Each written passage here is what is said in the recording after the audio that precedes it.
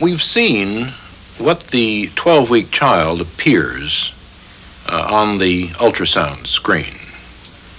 And we have also seen the mechanics, the actual steps of a 12-week abortion. Now, for the first time, we're going to see a film made with real-time ultrasound imaging of a 12-week abortion. Bear in mind that this is not an unusual instance, a late abortion. This is one of the 4,000 or so a day done every day in the United States. This film was made at an abortion clinic.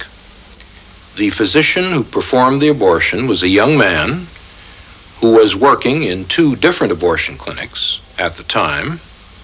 He had already done close to 10,000 abortions in his young life. When he was asked to attend the editing session to view the film, he was so appalled at what he had done that he left the room momentarily, came back to finish the editing, but never again did another abortion. The young woman who used the real-time ultrasound camera was a feminist and a strong pro-abortionist, but she too was so moved by what she saw at the editing session that she never again discussed the subject of abortion.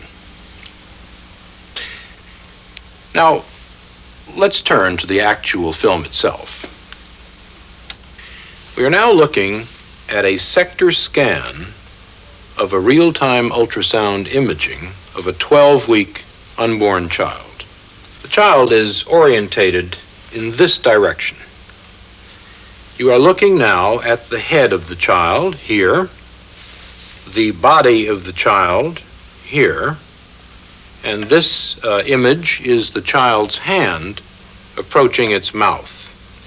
Looking a little more closely at the child, we can discern the eye, or the orbit of the eye, here, the nose of the child here, the mouth of the child here, and we can even look at the ventricle of the brain here. This is a fluid-filled space in the brain. We see the body of the child here with the ribs in silhouette and the spine of the child at the back. This rather granular area of tissue at the top of the sector appears to be the placenta, or afterbirth, of the child. And we can begin to see down here the thighs, the lower extremities of the child coming off the body in this manner. Now, let's move to the action. We now see the heart beating here in the child's chest. The heart is beating at a rate of approximately 140 a minute. And we can see the child moving rather serenely in the uterus. One can see it shifting position from time to time. It is still orientated in this manner. And the mouth is receiving the thumb of the child. The child again is moving quietly in its sanctuary. Now, this shadow, which we are seeing down at the bottom of the screen, is the suction tip. We have colored the suction tip deliberately in order for you to discern it more clearly. But the abortionist has now dilated the cervix and is now inserting this suction tip, which you can see moving back and forth across the screen. You will note that as the suction tip, which is now over here, moves toward the child will rear away from it and undergo much more violent, much more agitated movements. The child is now moving in a much more purposeful manner. Its orientation changes from time to time. It is rearing again here. Now, the suction tip has not actually touched the child, even though the child is extremely agitated and moving in a violent manner. The child has now moved back to the profile view, and the suction tip is flashing once again across the screen. The child's mouth is now open, and we will see that again on a freeze frame in a moment. But this suction tip, which you can see moving violently back and forth on the bottom of the screen, is the lethal instrument which will ultimately tear apart and destroy the child. It is only after the fluid has been broken, the sac has been disrupted, that the tip will actually come against the child. But we can see the tip moving back and forth as the abortionist seeks the child's body. Once again, we see the child's mouth wide open in a silent scream in this particular freeze frame. This is the silent scream of a child threatened imminently with extinction. Now the heart rate has speeded up dramatically, and the child's movements are violent at this point. It does sense aggression in its sanctuary. It is moving away. One can see it moving to the left side of the uterus in an attempt, a pathetic attempt, to escape the inexorable instruments which the abortionist is using to extinguish its life. Now, the heart has again perceptibly speeded up.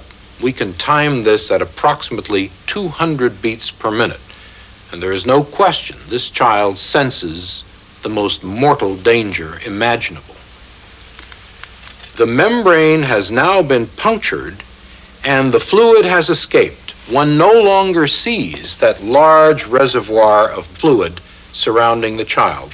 But once the fluid has been drained off, the suction tip has now been firmly clamped to the child's body, and the child is being pulled in a downward direction by the abortionist's suction tip with the negative pressure applied to it, and the body is now being torn systematically from the head. The head of the child being in this direction here. I am now outlining the child's head.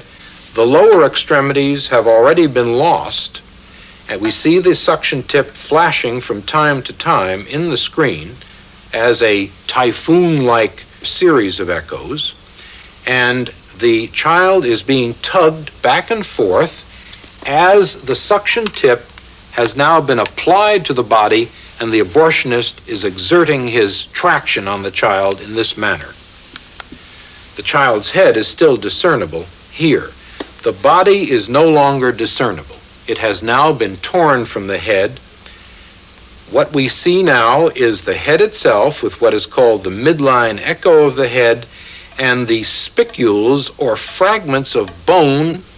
Now this head, which I'm outlining here, on this 12-week child is simply too large to be pulled in one piece out of the uterus.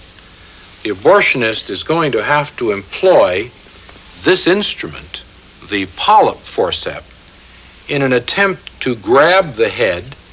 The abortionist will attempt to crush the head with this instrument in this manner and remove the head piecemeal from the uterus. The abortionist and the anesthesiologist have a secret language between them which shields them from the grisly reality of what is going on. The abortionist and the anesthesiologist together refer to the head of this child, which is now being sought, as number one. And the anesthesiologist will inquire of the abortionist, is number one out yet? Are we finished? We now see intermittently the shanks or blades of this instrument appearing in the image here. The head tends to float freely in the uterus. Here are the shanks or blades of the instrument coming across here. And the head is now being locked on by this polyp forceps, and the head is being pulled down toward the cervix. Now all we see remaining are simply the shards, the broken fragments, the pieces of tissue which document that there was once a living, defenseless, tiny human being here.